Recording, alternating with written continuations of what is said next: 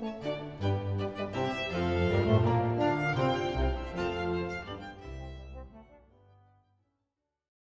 everyone, this is part 2 of our exploration of the Baroque in Europe. And I swear to you that I had every intention of finally giving you material this week that was all brand spanking new. I got part 1 of this recording done, and then things happened that I don't need to get into that kept me from getting the second part recorded in a timely manner. I could sit down and record it right now, but I'd be up very late tonight, and I'm ready to get this stuff posted. So the remainder of what you're going to see is from an old lecture I grabbed from an old lecture from last year. And then there'll be one moment where I'll come back in as present day 2022 Jason. And then, I'll stitch those together. It's not that you're missing any information. It's all the same information I would have talked about anyway. I prefer to record new for each semester so that I don't get rusty at doing this. Plus, I like to keep things current as much as I can. Anyway, so without further ado, we'll move on now to Artemisia Gentileschi. In the church, born in 1593 and died in 1663. Lived a pretty good long life. But you see, 1593, she is a child at the time that Caravaggio is doing his stuff. And she's looking at his work and is enthralled by it. So Gentileschi travels around to paint both in Florence and in Rome. And in both of cities, she became highly praised and sought after artist and becomes an absolute celebrity artist in her time. It's in the midst of the Counter-Reformation, as I just mentioned. There are wealthy patrons in the church in Italy, she's Italian, who want work that looks like what she's producing. And interestingly, you have to understand that she is living at a time when women, for the most part, weren't allowed to do this kind of thing. Gentileschi had the good fortune of having a father who was also a Baroque painter, who wanted her to be trained in art since she showed a proclivity for it. And we're pretty sure that she worked in his workshop, and so when we look at a lot of her father's work, we believe that, especially early on, that there are probably some areas that she herself would have painted in that. When I get to Rembrandt, I'll talk about this more in depth. The idea of artist as a brand, as opposed to the artist as the singular person who makes a painting. So she had that fortune and was trained in such a way that she became this great artist in her own right, and she was very fortunate in ways that other women who were trained in the arts weren't, because their training couldn't be done in the schools of the time. Now, she was fortunate. She lived in Bologna, which was a little more liberal, and allowed her to get that training from the teachers that her father hired. And boy, is there a story when it comes to the teachers, but we'll get to that in a moment. And she actually, interestingly, because so many women artists of the time would have a really great early career, and then their fathers would marry them off to someone, and then suddenly the career just comes to an end. Interestingly, she continued her work, throughout her life, even after she got married to a husband who, by all accounts, didn't object to her occupation. And many men did. Many men did not like the idea of being married to a woman who was an artist, because art was considered man's work. So for many men, that felt like they were being diminished as men. And I know, it was the 1600s. What can I say? I mean, hell, surely men who have had that problem to this day, right? A lot of men to this day don't like it if they have a wife who works a job where she makes more money than him. That irks a lot of people, right? And so it was even more so at this particular moment in time when women were considered the property of their fathers until they were married off, at which point they became property of their husbands. Gentileschi here broke that mold. She refused to fit that mold, which makes this painting right here, her self-portrait right here, particularly funny because there's so much snark in that. She becomes known for her amazing portrayals of female empowerment that are unlike anything that her male contemporaries are doing. In her self-portrait here, she paints herself the way a man might paint her. Right? She's sitting here playing her instrument. Note, she's not holding on to like actual like paint and canvas and stuff, the tools of her trade. She's playing a musical instrument. And yep, there's that cleavage. No denying it. It's right there. It's front and center. She's playing around with that same tenebrism as Caravaggio. And no doubt about it, the light was meant to hit that cleavage, right? She is showcasing the way men would want to look at and portray her. But then look at her face. That face. Like, really? This is what you think? This is what you want to see? You know, like, fuck you. Like, that's that face that she's got right there, and I love it. I absolutely love that face. All right. So when I say this woman painted images of female empowerment, I'm not kidding around. This is one of her most famous pieces, Judith slaying Holofernes, from circa 1625. Okay, so the Book of Judith, the story of Judith, the Book of Judith is a deuterocanonical book. It's not in the Protestant Bible. It is in the Catholic Bible. And Judith tells the story of that takes place during the Hebrew captivity in Babylon. And Holofernes is this particularly ruthless king that is just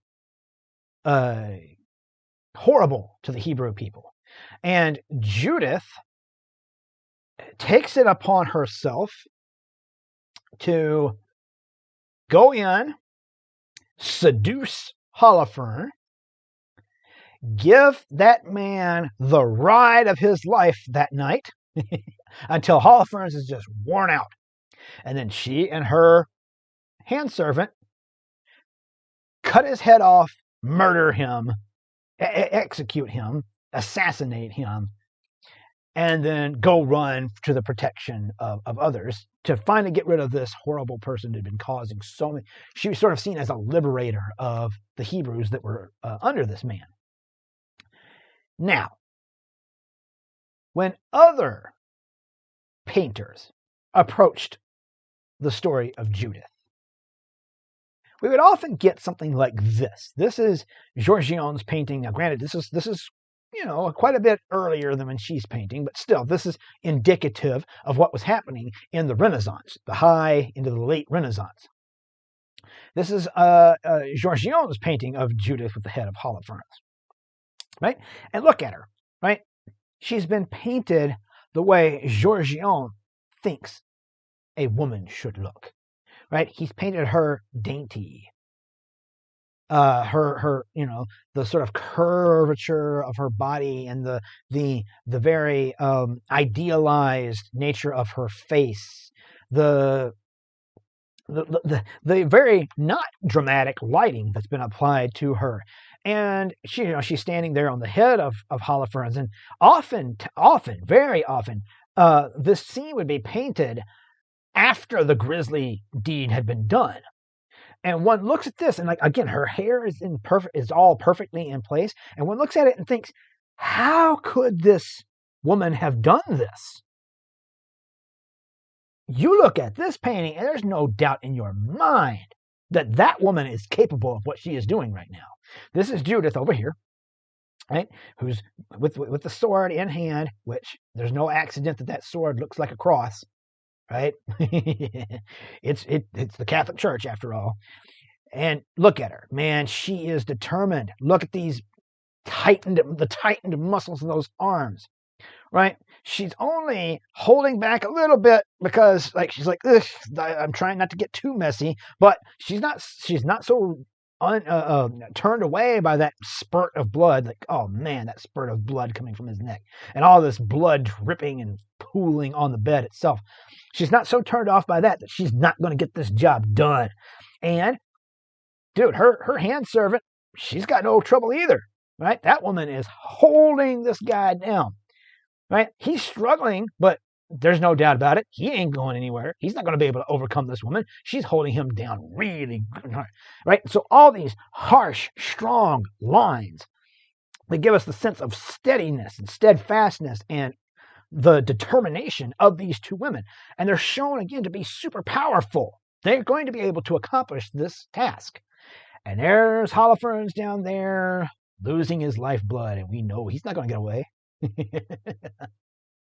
Another interesting thing about this particular painting, and she did several versions of this, right? This became a popular scene, and so she painted it quite often.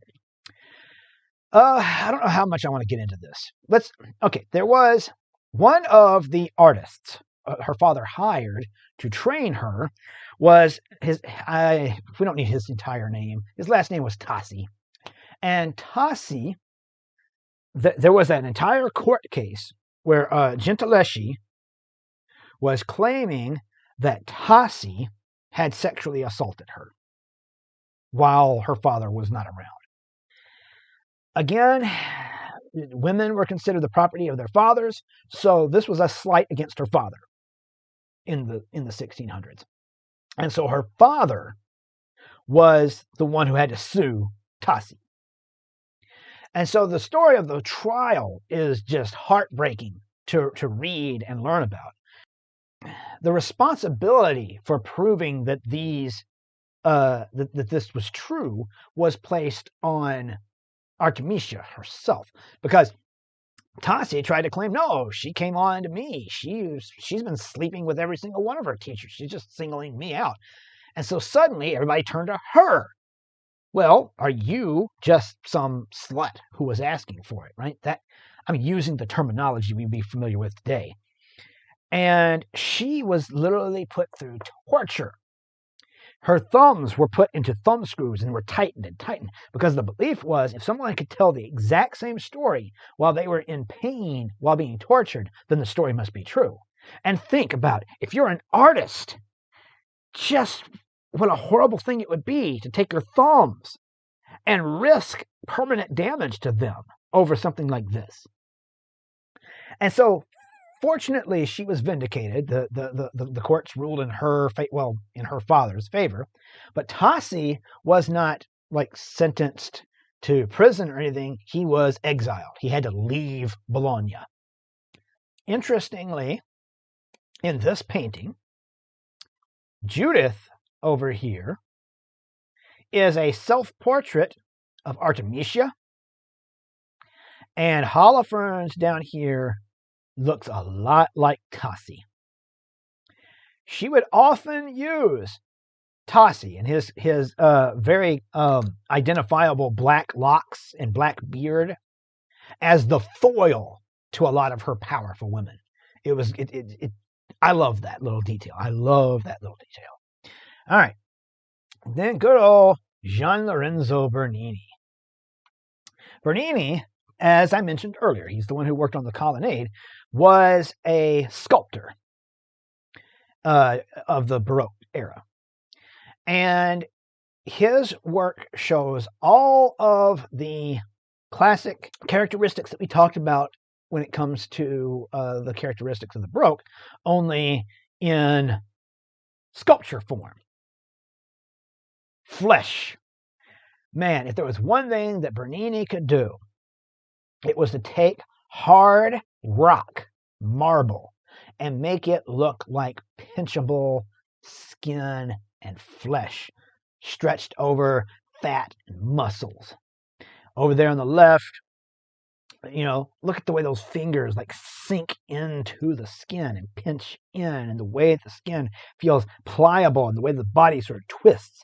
And over here on the right, we have an image. This was one of Bernini's lovers. yeah, he had his wife, he had his lovers, right? And clearly Bernini liked his ladies thick.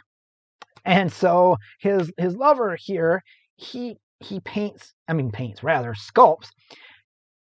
where we see again the pinchableness of like she doesn't look like she should be made out of hard marble and stone. It looks like if we could reach out and touch the skin, we'd find pinchable cheeks. Those lips are intentionally plump, right? He sees her as this gorgeous woman, and he's showcasing what he enjoys about her, right? Everything about that looks soft and tender, and like that was Bernini's thing, skin and flesh. But also drama and emotion. In both of the painters that we've looked at so far, emotion was the most important thing. And drama was the most important thing. And here is Bernini painting David. All right, and in his case, he gave us a moment that is not the moment after the event has happened, right? We don't have dead, beheaded Goliath, nor do we have what a lot of artists would do, which was just David staring down Goliath. We have David in the middle of action, right? And this is a huge, gigantic leap forward from what a lot of sculptors were doing at the time. Because he's not just giving us a statue that just sort of stands firmly in place. He's giving us a piece of sculpture that looks like it's in the middle of movement. It has extension into space. It has torque and twist to it. It gives us a moment in time where the impression here is that David, who is not a child in this case, he seems to be like a man of what, like mid to late 20s, maybe early 30s, who has come up with a cloth that he would have been dressed in, ready for battle, and has just pulled away that cloth, which is still falling. It hasn't even completely fallen off of his body, has grabbed a rock out of his pouch here and has it in the sling and is turning and is just getting ready to send that rock flying. And the tension and the twisting of the body, that is just something you would not have seen in the Renaissance of the time, right? That indication of motion, like this doesn't feel like a lifeless piece of stone. It feels like we have somehow captured a frame, one brief frame in what was a movement in time. And again, emotion. Look at that, the look of determination on his face as he bites his bottom lip, and the scrunching up of the brow as he's staring down Goliath. Even his hair is swooshing as he's moving, right? So Bernini becomes the darling of the Catholic Church.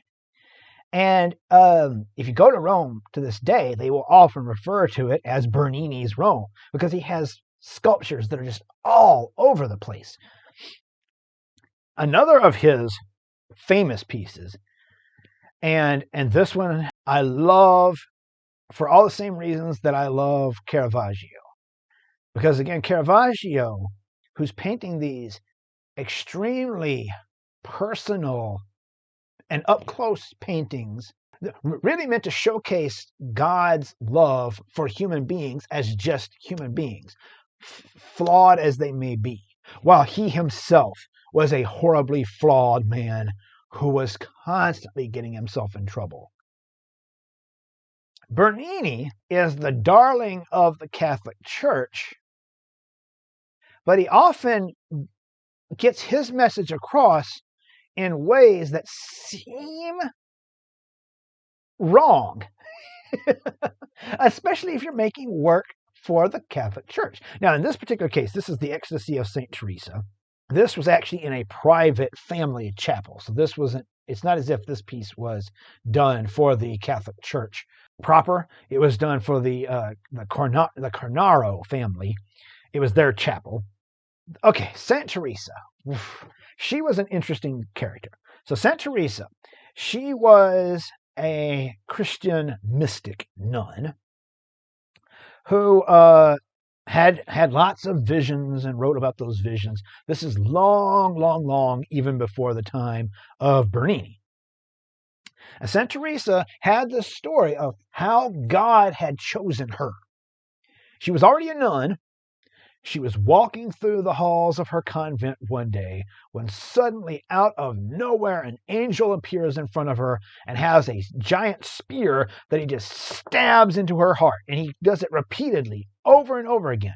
And in her description, she describes that every time this spear was stabbed into her chest, she felt more and more the love of God just being thrown into her body. And she describes it as ecstasy, right? And after that, she has all these visions. She becomes sort of a prophet, if you will. So the Cornaro family wants this scene in their chapel. They hire Bernini to sculpt it. And he does so. And in the chapel, when I tell you that even in sculpture, the Baroque artists are about drama and stagecraft and things of that nature, you can see that happening here because the sculpture has been placed in what really does look like a stage, right? As if it's happening in a theater. And up above, there's an open portion that goes outward into the light, so this light streams down onto it, giving it this dramatic lighting. Well, this isn't a great example because someone took this photograph with a flash. The light is normally streaming down from above so that there are really interesting and dramatic shadows. And there are even over here to the sides, there are like theater boxes. There are sculptures of members of the Cornaro family who are being allowed to be present to view this as it happens. Now, let's say you're Bernini, and you have been put into a position where you have to portray in sculpture something that in the writings of St. Teresa, she described as being extremely, extremely emotional. How are you going to show that? How do you show an internal emotion that is happening?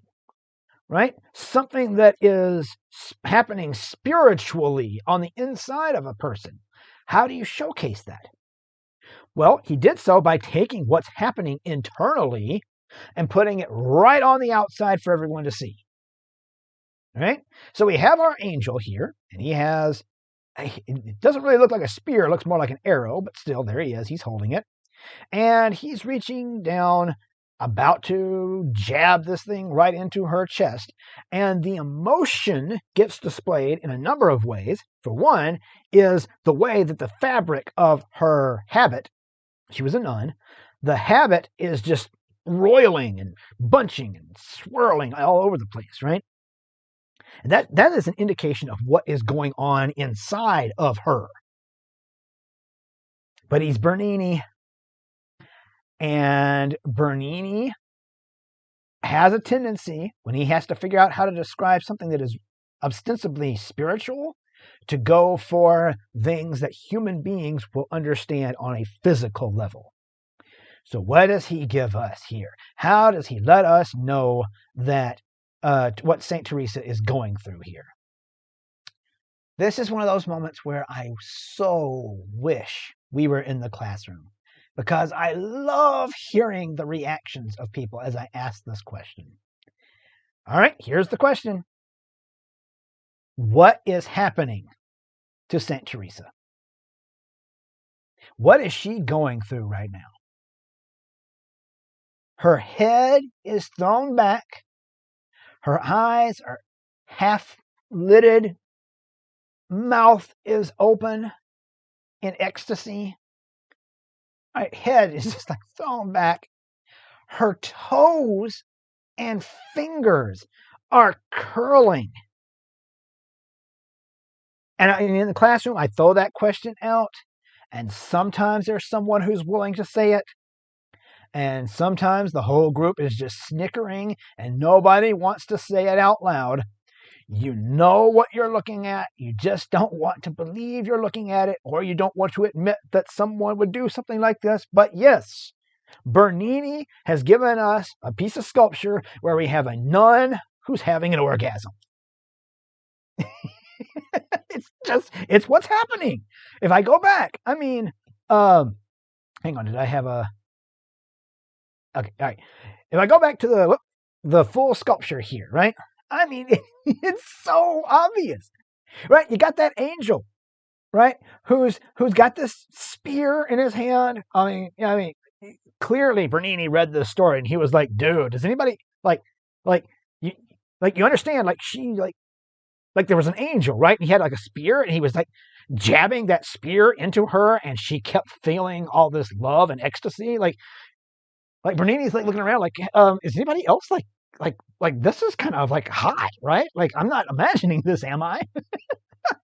And so he paints it. I mean, paints it. He sculpts it in that way, right? I mean, that angel is holding that spear, very phallic symbol, about to stab her with it, and here he has his hand just ever so slightly pulling away gently the fabric, and he's giving her this look like, yeah, yeah, you're gonna like this, you're gonna enjoy this. And we have to assume he's already done one stab, because she is in ecstasy here, and he's about to go in for another one. Right? And he gives us this extreme physical reaction that's happening to St. Teresa. She's having an orgasm. Here's that. Her, and not just the curling fingers, the curling toes, and the facial expression, but her entire clothing is even having a big orgasm, right? So much so that there was a guy, there's a story about a guy who came to view this piece, and he looked at this, and he said, well, if that right there is supposed to be divine love, well, I know all about that stuff. Because he recognized what he was seeing. Now, why would Bernini do that? Is he just trying to be an asshole? Is he just trying to be like, let me see if I can get away with putting a sculpture in this chapel that has a nun having an orgasm? Or does maybe Bernini not have the hang-ups about that we have? Does he maybe find himself in a position where he's got to he needs to show outwardly what is going on with St. Teresa inwardly, or else you won't understand the emotions. And so he finds an intense emotion that human beings can look at and identify with and be like, yeah, I know how that feels. Yeah, I get what's happening there. Oh, wow, that equates with what God is doing in this particular moment. Oh my goodness. All right. No, and so there's a personal and emotional connection to what you see happening in front of you. That's what Bernini seems to want here. And he uses a physical emotion, a physical thing that happens to our bodies that we would all be able to recognize and understand when we see it. Yeah. St. Teresa, man. So, in Spain, we're just going to briefly look at Spain. We'll look at one particular painter in Spain. So, in the 17th century, Spain, not unlike Italy, is still staunchly Catholic and was also in control of the Italian region of Naples and the Italian island of Sicily. And so, Italy and Spain are all sort of jumbled up at this period of time. So the new Baroque style of painting spreads from Rome into Spain, well into those particular areas of the Italian peninsula, and then into Spain, where Spanish artists adopt this new style of painting, and very differently from what we're going to see happening in the north, these artists are depending upon the church, but also royal courts for the majority of their commissions. Right? Most of the patronage for these Baroque artists we've been talking about in Italy was the church. The church was seeing this work as their opportunity to win back those who had left them. But in Spain, right, there's no that doesn't compute, right? They're not trying to win people back necessarily in Spain. But the style becomes the style du jour of the royal courts in Spain. And so you get someone like Diego Velázquez, he'll be our one Spaniard that we'll look at. Velázquez was very influenced by Caravaggio from an early age. And in the 1620s, he was appointed the court painter of King Philip VI of Spain. To be a court painter meant that you would be hired on, you would live with the royal family, you would be paid a salary, and so all your paintings that you would be doing would be for the royal family and any of their friends who may want to use your services as well. So it was a cushy job to get. And so he was kept in money and patronage for the rest of his life. He was set. Right? The king at this time owned a lot of late Renaissance paintings from Italy. So Velázquez studied those and became very influenced by that.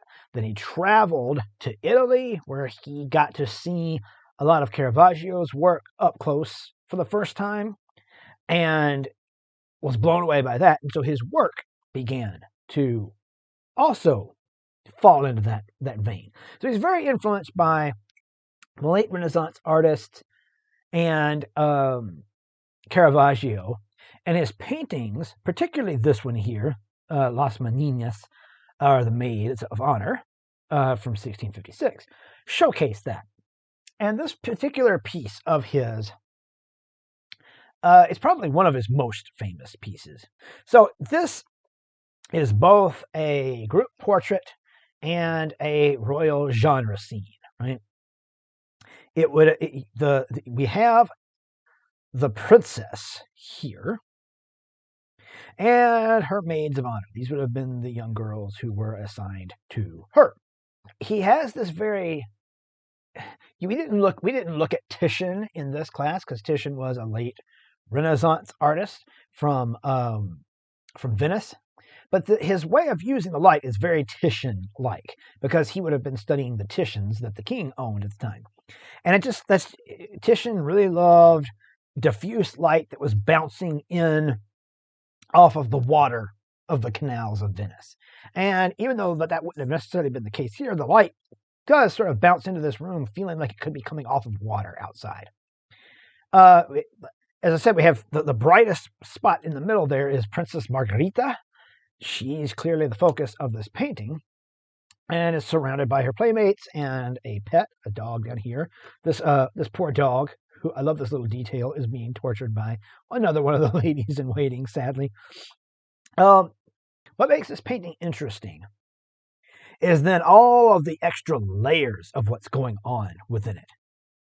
So we see within the painting Velázquez himself standing with his palette and paintbrushes and one paintbrush in hand, poised, ready to dip into the paint and get to work, right? He has included himself in amongst royalty. It seems like he really wants to showcase his privileged position, right? And he's looking outward toward us. Then, in the distance, we have a mirror. And in that mirror, we can see King Philip IV and his wife, Queen Maria Anna. So that seems to suggest, because of the way that mirror is situated, is that we are looking through their eyes. All right, we are them. Velázquez, as I said, includes himself painting, and we have this gigantic canvas that takes up a huge portion of the painting over here. Now, is he painting the king and queen? Right? Is that why he's looking back at us? Is he about to make a portrait of the king and queen? Or is that the painting? Is that painting? Are we looking at the back of the painting that is the painting that we are looking at here? did Velázquez do a mind-blowing thing here and include the painting that we're looking at in the painting itself, right? Like, that's interesting. Velázquez, he wanted to be a nobleman. He really wanted to be a knight. He wanted the king and queen to knight him so bad. He had aspirations for that, but was thwarted at every turn, sadly. And here he seems to be pleading his case. Like, look, I'm one of you, right? But he also does this amazing thing where I've heard descriptions of this painting as being a representation of representation. And what do I mean? Well, let's think about what we're seeing within this painting. All right? We are seeing a representation. Representation is a term we use in art to mean that something on the page is meant to look like something from the outside world, or something on the canvas, right? It is representational, right? I can point at it, I can say there's a cow, there's a barn, whatever. And we're looking at a representation of the princess and her ladies in waiting, the maids of honor. And we are looking at a representation of Velázquez. Potentially, we are looking at a representation of the painting itself that we're looking at, represented within the painting. So a representation of this representation is represented in the representation. Then we have in the background there a mirror, which is a representation of the reflection of what's happening in the mirror. So a mirror in and of itself is already a representation, right? When you look into a mirror and you see yourself, that's not you. That's the light that bounced off of you, hit that mirror, and is bouncing back into your eyes, right? So that's already a representation, and then he painted a representation of it.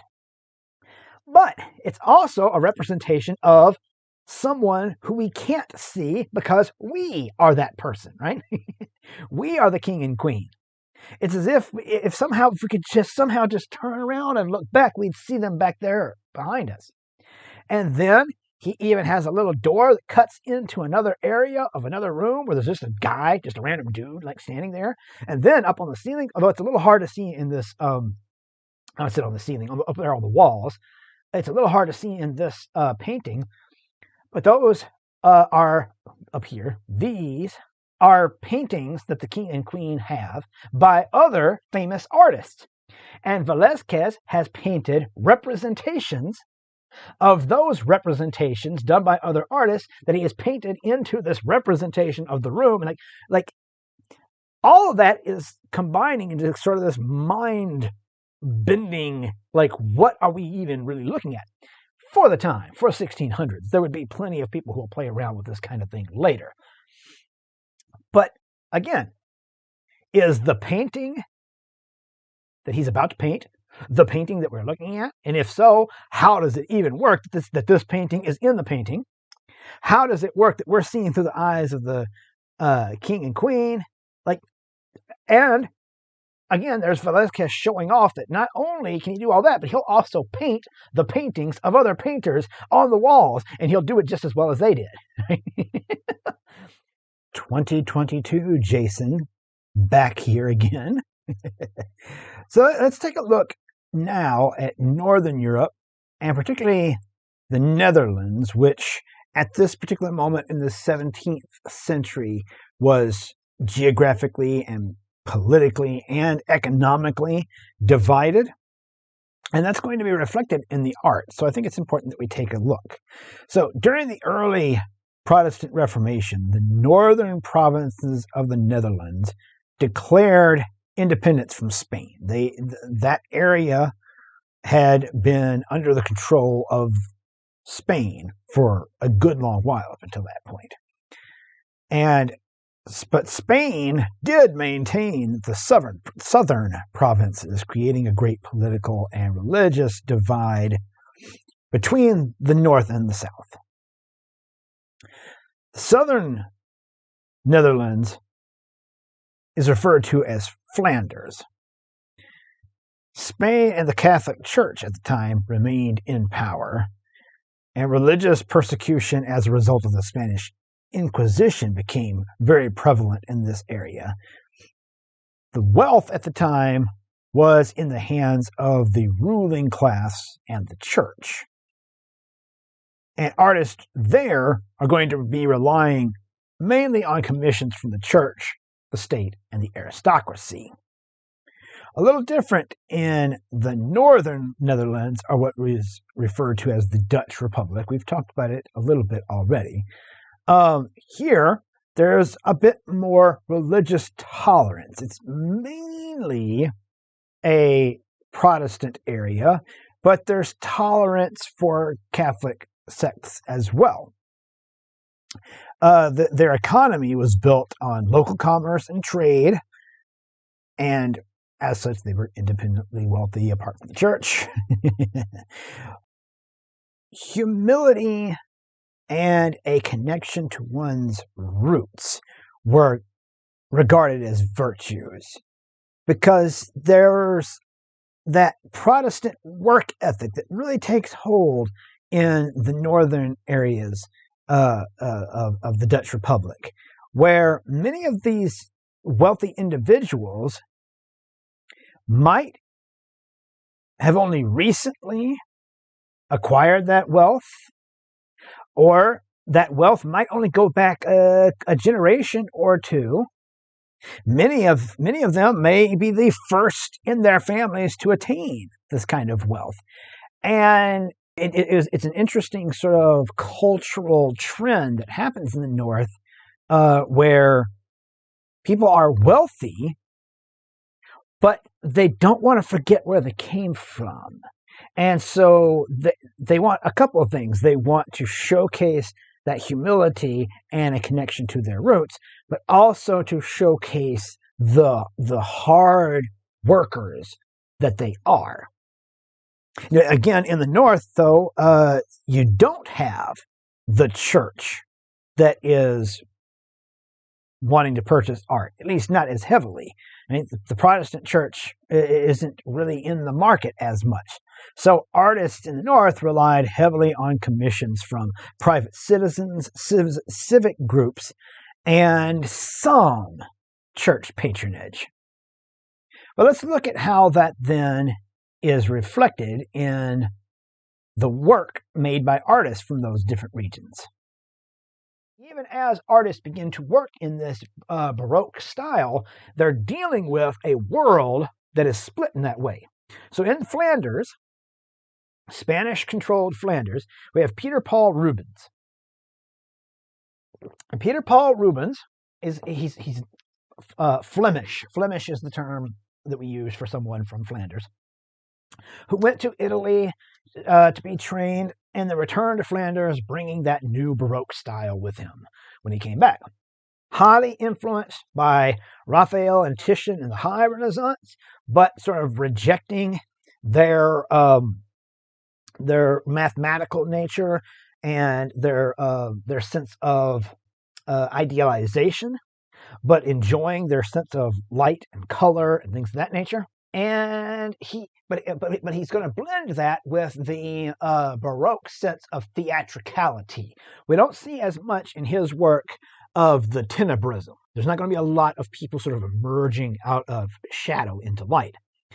And in his case, the realism that we're going to see is the plump nature of the figures that he painted. Rubens, I guess, in keeping with what we said about Bernini, liked his ladies thick. And so a lot of his paintings have very plump ladies in it.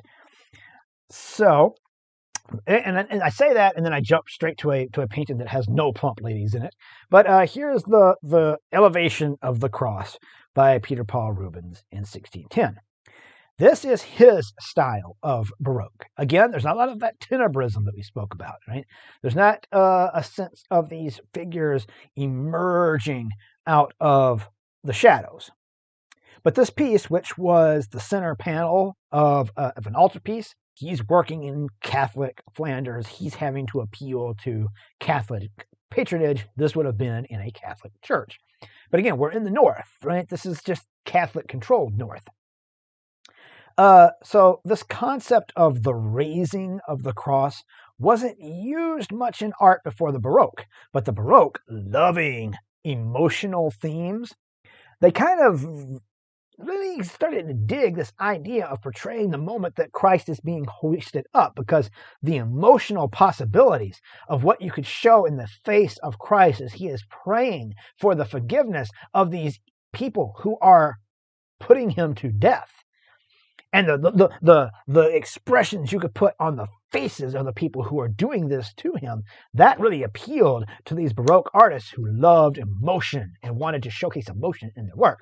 And again, look, there's this chaotic and this chaotic nature to the composition, right? Like stuff is just like flying all over the place.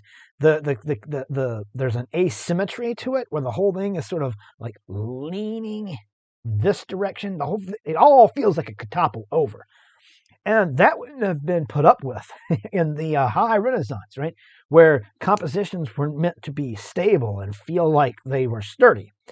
He's using chaos and Baroque ideas about movement and action and drama to give us a scene that we can emotionally connect with. And he's not worrying about perfect proportions of human beings, right? He's got these muscular dudes that are bulging muscles in ways that human beings just don't do. And people are twisting in ways that, it just isn't supernatural. Well, that aren't very natural for people to stand in these positions, right? That's Rubens' type of Baroque art. And here we have the arrival of Marie de Medici at Marseille. And here down below, I'm going to talk about this first. Down below, here's what I was just talking about, right? Here is Rubens. If you've ever heard the term Rubenesque used to describe the figure of a woman, that terminology comes from the fact that Rubens used a lot of plump bodies for the female figures in his pieces. So we have these three women down here that have the classic Rubenesque physique. And these he would include these in a lot of his work, right? And that's the realism that he brings to his work. But again, right, the whole scene doesn't have that tenebrism that we were talking about. Rubens doesn't really dive into that as much. He's a little more interested in the way that the late Renaissance treated light and color. And we can see that in these reds and blues that he has that sort of punctuate this image. But this depicts the arrival of Queen Marie to Marseille. Right? She had been married to the King of France. This painting was done for the King of France by proxy back in Florence. She's a Medici, which it just occurred to me, unless you were in English 201, the Medici may not know who I'm talking about, but the Medici were a very, very, very wealthy family in Renaissance and now Baroque era Italy. So she was married back in Florence by proxy, and then had to be shipped in to France. And by all accounts, it was an uneventful moment, right? Her boat landed, she got off of it, she got into a carriage, she went to the palace. And that was kind of it.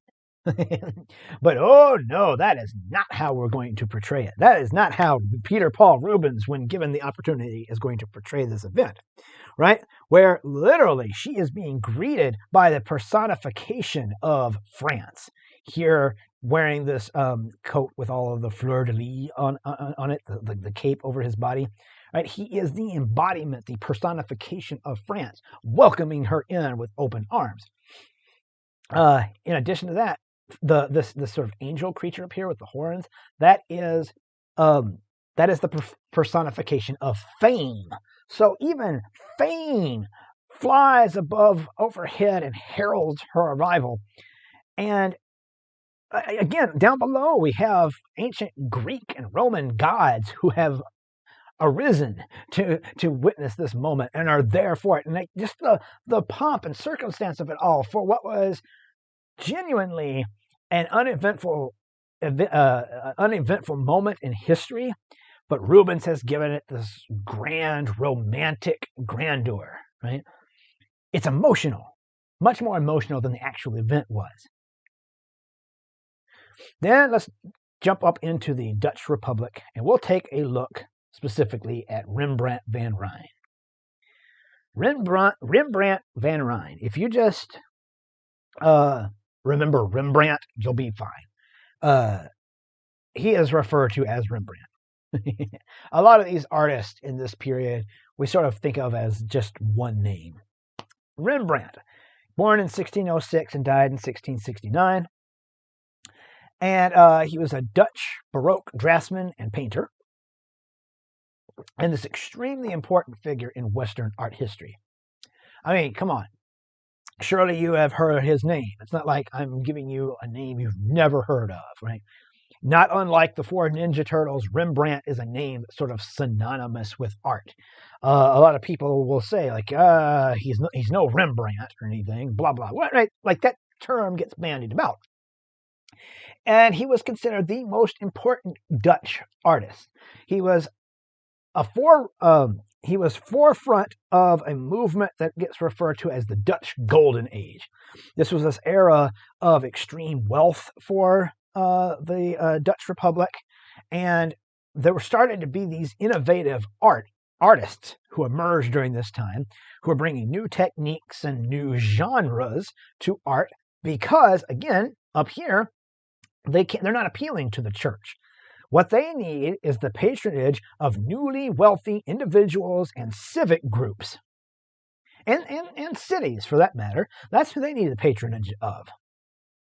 He, again, highly influenced by Caravaggio, and you can see it even in that self-portrait of his right there, where that tenebrism is palpable, right? He is emerging out of this darkness. That's very reminiscent of what we saw Caravaggio doing.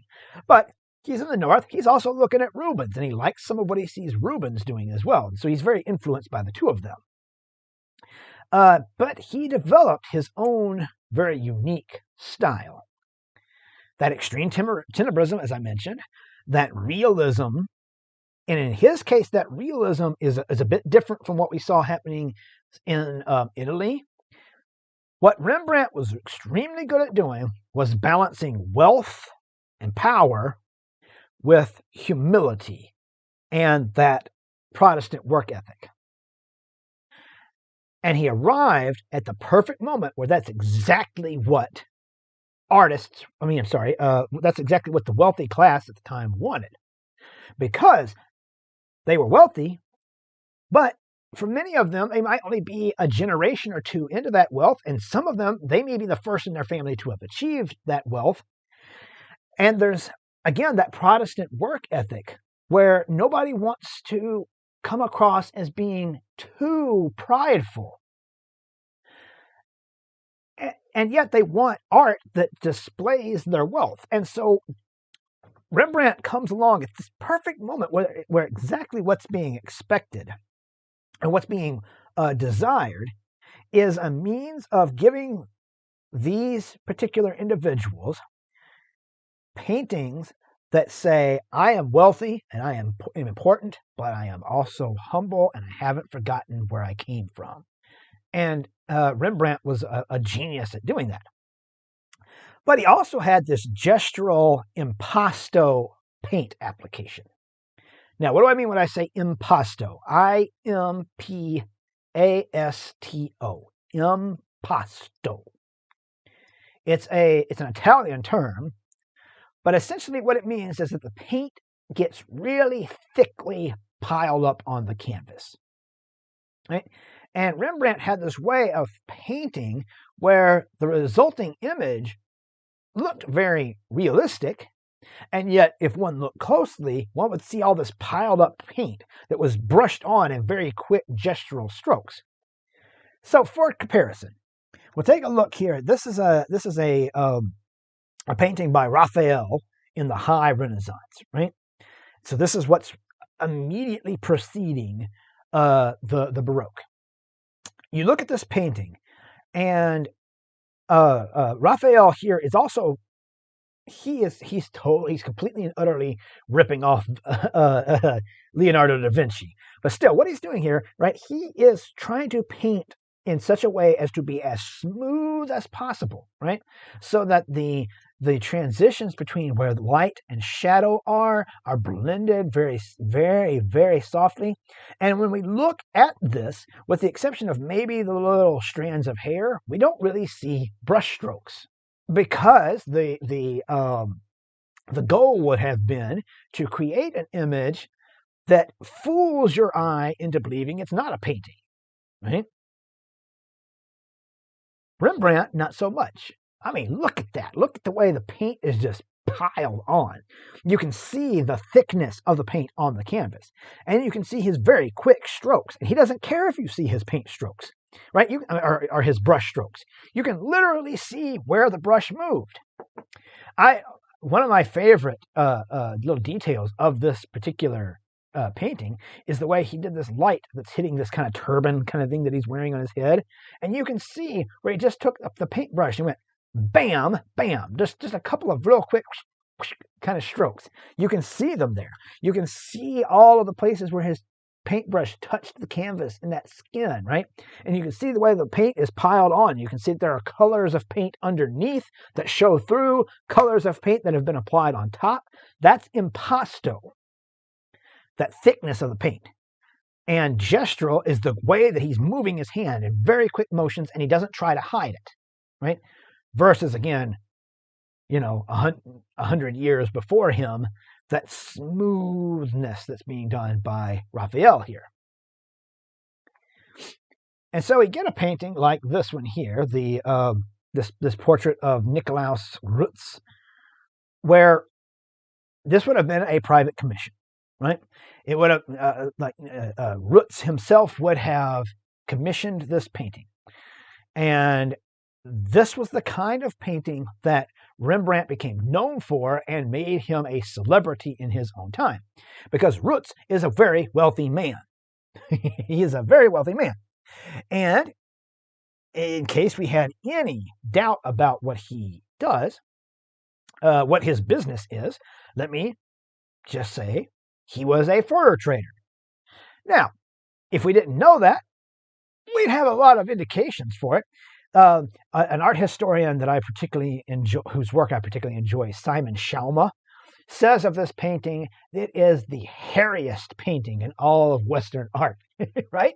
And look at it. I mean, there's fur everywhere. He's wearing the fur coat. He's wearing fur on what seems to be his sleeves. There's fur lining. The hat is fur. Even Nikolaus Rutz's face is furry, right? And he's got that sheer amount of detail and texture in there. So we know what this man's business is, right?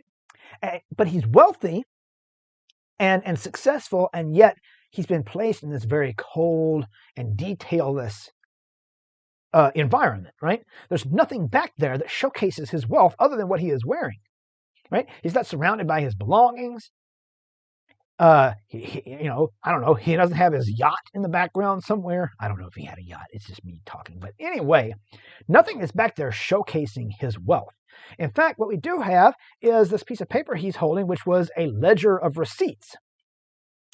So what we have been given here is this moment where we have been made to look like, it's been made to look like Nikolaus here was reading an important business document, right? Working hard, doing his business, and we have stepped in and interrupted him in the middle of that. And so he's just looked away from his work to give us a moment of his time. And he looks slightly frustrated, but not angry that we have interrupted that moment. We almost feel like we want to apologize. Like, oh, I'm so sorry for intruding. Thank you for a moment of your time. So that Rutz is shown to be a hard worker. He's shown to be wealthy, but also shown to be humble, given his surroundings. But again, a hard worker. He was busy doing his work, checking on his business and tallying his receipts when we stepped in and interrupted.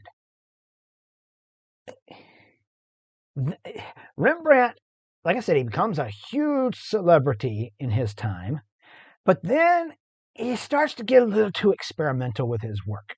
Not too experimental for my taste. I love what the guy's doing. But at the time, given that clientele that we spoke about and what they want to see, his work is taking on an air that they don't like, and it starts to be the downfall of his success. This is a painting that begins to go in that direction. This is the Anatomy Lesson of Dr. Tulp, an extremely famous painting now at this time. But at the time, Dr. Tulp here wanted to commissioned a painting of him and his class, his students, right? As he was a medical professor. What we can imagine Dr. Tulp thought he was going to get would be a series of portraits of them just sort of sitting. Like, I mean, think about any photograph of a class, right? Everybody's arranged nice and neatly, right? And that's most likely what he thought he was going to get, not what was actually given to him, right? And when he received this painting, the story goes that he and everyone else involved in it was a little taken aback, right? We thought this was supposed to be a painting of us as a class of medical professionals learning our trade. And, Rembrandt, what's up with just the big giant dead body right there smack dab in the middle of this whole thing? And it's the brightest thing on the canvas, right? You can't miss it. There it is, right? We weren't expecting that. And then on top of that, you have Dr. Tulp himself, who's in the total stereotypical professor mode, right? The professor pose of blah, blah, blah, blah, blah, blah, let me teach you, blah, blah, blah. I'm not going to look you directly in the eyes. I want you to look off into the cosmos from which I am receiving my inspiration. And then the students themselves are a little offended because they look pretty dumb, right? You got one guy here who's like, right? You got this guy who's paying attention to us, this guy too, for that matter, who are paying attention to us, who seem to have stepped in and not to the lesson. A couple of other people who just seem distracted, right? And they're like, that's not us. That's not how we do things. But Dr. Tulp's like, oh, I don't know. I mean, it's Rembrandt. I mean, the dude's famous. Who am I to question? And he paid for it, right? Another thing that happens in Rembrandt's time. Rembrandt and most of the artists that we have looked at thus far considered themselves, their name was more a brand than anything else. Rembrandt becomes famous enough that he can hire on assistants. And he teaches those assistants how to paint like Rembrandt. And so anytime you see any paintings from his most successful periods, we can assume that maybe a good 70% of the painting is done by him. And the other 30%, maybe even more, it might even be a good 60-40 split, would have been done by the people he's trained to paint like him. Because the painting being signed by a Rembrandt at this particular moment in time wouldn't have been considered a slight to those people who painted on it but didn't get to sign their names. Because Rembrandt was the brand. Rembrandt's name being on work was a marker of quality. It was a brand. Nobody was looking at this and thinking Rembrandt painted every single stroke on this. They understood that he had people that were helping him to work.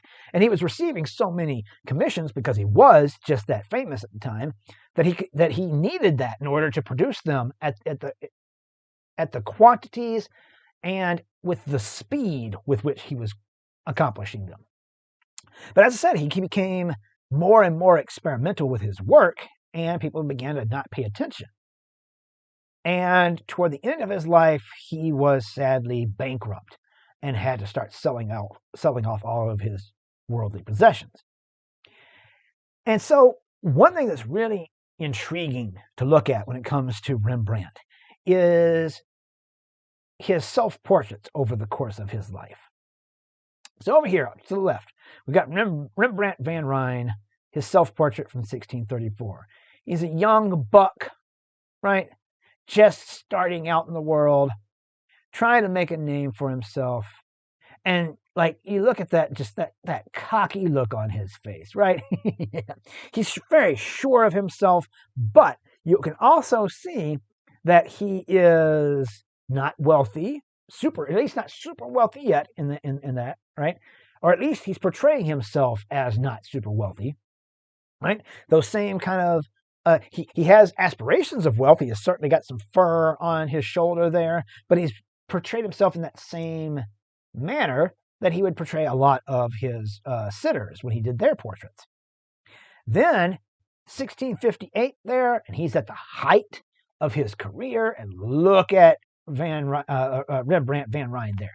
Rembrandt is decked out in gold and finery, and he's even painted his portrait as if we're ever so slightly below him, looking up at him, where we don't get that in that first one, right? Here's a man who is showing off his wealth in a way that's very different from how he was portraying others early on in his career. And it's not long after that that he starts to fall out of favor. And artists start to see a lot of the work that he was doing as being goofy, or at least no longer meeting their needs of showcasing who and what they are as wealthy individuals or as a civic group or what have you, while also showcasing humility. And you can see it happening also in his own work, where or in his own self-portrait, where he's not even portraying himself in that way. Then 1669, the last year of his life. Look at that portrait there. Let me move myself out of the way so we can see it better. Right? Old, gray-haired, not holding back from showing us the wrinkles. Clothing is humble. Hands are held in a humble gesture. The look on his face is nowhere near as cocky as that, or as disdainful as that. Suddenly that humility has returned. And yes, toward the end of his life, he was trying so hard to regain the patronage that he had once had. He seems to be suggesting with a painting like that, like, here I am, I'm sorry, I forgot for a moment. Please hire me again. I will give you the thing that you want. Here I am, I have been humbled. And again, he would die shortly after this particular portrait. So there it is. Whew. The Baroque era. As I said, an era I absolutely love. I love the work. I love the emotional themes. I love the way that the stories of the artists themselves are so important to the work that we see because of the emotional connections that these artists had to their work. Hopefully some of that transferred. Maybe you come away with an appreciation for this in the way that I do. I don't know. Here's hoping.